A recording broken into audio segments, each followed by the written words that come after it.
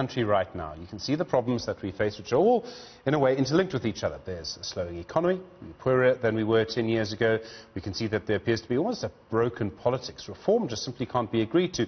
We can also see tensions rising in our society. Look at the situation involving Clicks and the EFF, and then huge anger about our past that is evoked in the present. So then, how do we fix all of this? Are we losing the thread, perhaps, of what could make us South African?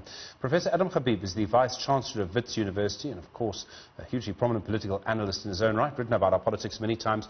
Professor, good afternoon to you. Frankly, I think if you look at our country, it feels worse to be a South African than it did a decade ago. It's not just the virus. Why does it feel so bad to be a South African right now?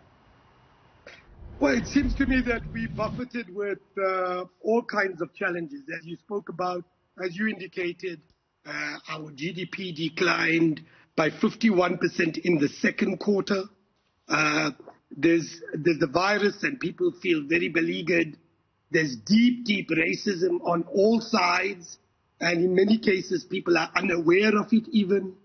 There is the violent overtone of our political conflict, as you've seen in the Clicks saga and the attempts by people to petrol bomb the place and trash the place.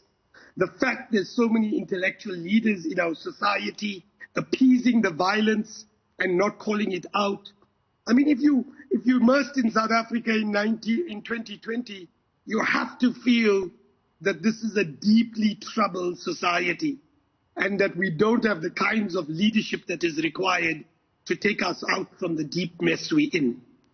It seems sometimes that our politics is almost broken. You know, we have anger and frustration, the politics of spectacle, a destructive politics perhaps, rather than a constructive politics. Absolutely. I think that, and that is a product of two or three things. There's deep-seated anger because of our history, not only because of that history, but because of the failure of the political class to build an inclusive society over the last 25 years. They, of course, will blame the apartheid history. Many others would blame them for the corruption and deep incompetence of this political class. So it seems to me that that anger manifests itself in the present. Second is the lack of leadership.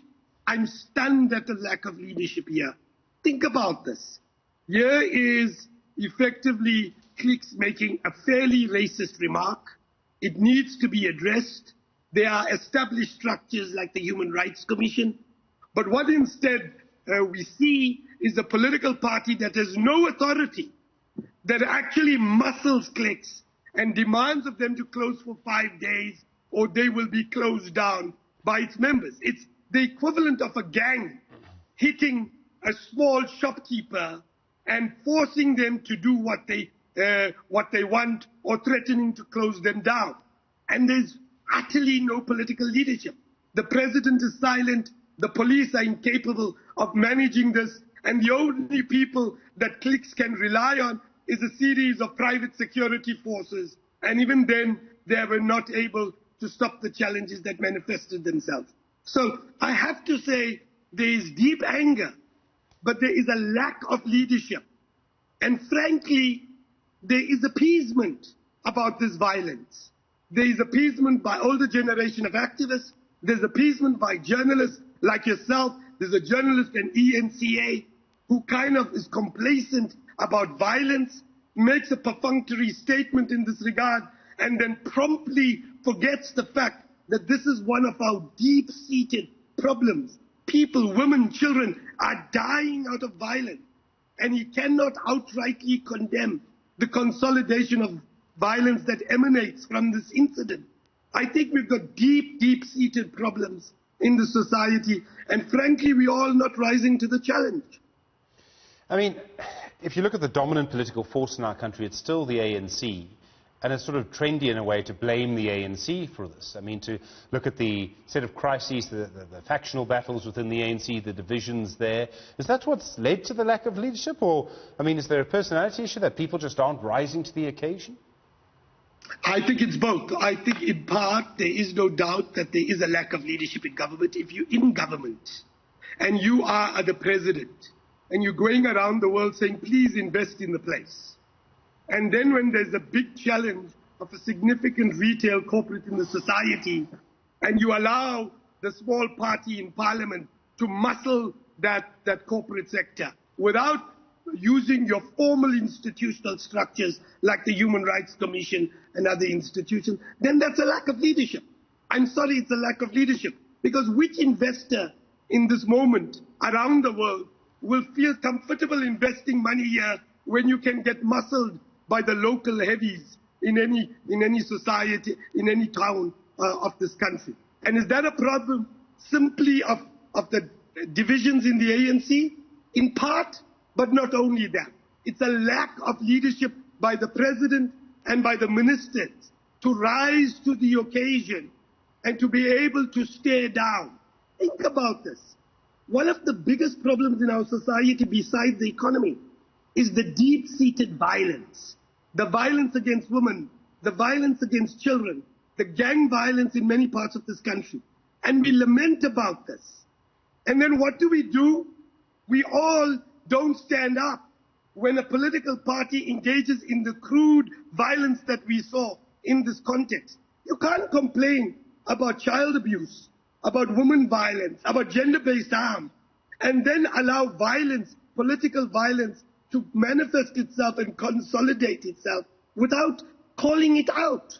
And that's what we're seeing. We're seeing it from the government, we're seeing it from the police, we're seeing it, frankly, from journalists, we're seeing it from institutional leaders, and frankly, we're seeing it from older generation activists who have this patronizing response to this kind of violence by saying they're young, they'll grow out of it, we all did this. What we are doing is building, what we're seeing in play is the building of a fascist project. And that fascist project is akin to what's happening in Bolsonaro's Brazil or Modi's India. If we allow that to take root here, it will make India and Brazil pale into insignificance given our inequalities and our social and political polarization. We all need to be heard in this moment. And this is not about clicks. It's not about a small incident. It's about the deep-seated problems of our democracy and our failure to address them. Why do people not act, Professor? Is it because they're scared? Is it because they want to run with everybody else? Is it because they are worried for their own position, perhaps? I think that there's 3 or 4 reasons why. I think, firstly, there's a number of people who are scared. If you just see what happened to Thuli Madonsela when she said, I think we need to take action against the racism of clicks, but the violence is not possible. And when you saw the response, we hate you, go to hell, you're a disgusting human being. And you say that this happened to somebody who only a few years ago was a beacon in very, very dark days. And many other institutional leaders are just threatened. There are some who share this nativism and this crude racism. There are others who are scared, and yet others are so worried about seeming dignified and keeping above the fray that they fail to provide leadership in this historical moment. For all of those reasons, you're seeing a failure of leadership. And frankly, our institutional leaders and the president need to understand this. You're managing or you're leading in South Africa in 2020, not in Toronto or New Zealand, where you can have a cappuccino and have an esoteric discussion about violence. Here, violence leads to people dying. Corruption leads to people starving. Here, these choices have consequences. And if we don't have the courage to lead, you're destroying our society. This is not Toronto. It's not New Zealand. It's South Africa, which is deeply polarized. And there are serious consequences to allowing such behavior. Professor, do you think it's going to change?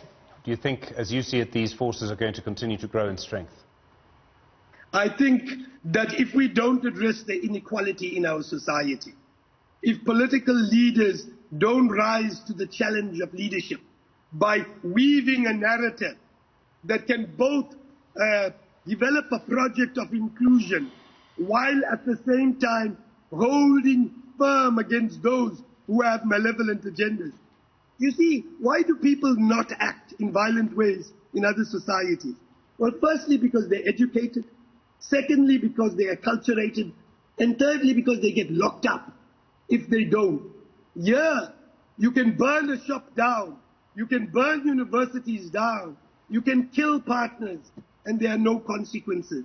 So long as there are no consequences, there's no incentive not to behave like fascists and intolerant beings. And it seems to me, unless we get the balance right between education, acculturation, leadership for inclusion, and holding those accountable for malevolent actions, we will never begin to address the challenges of our time.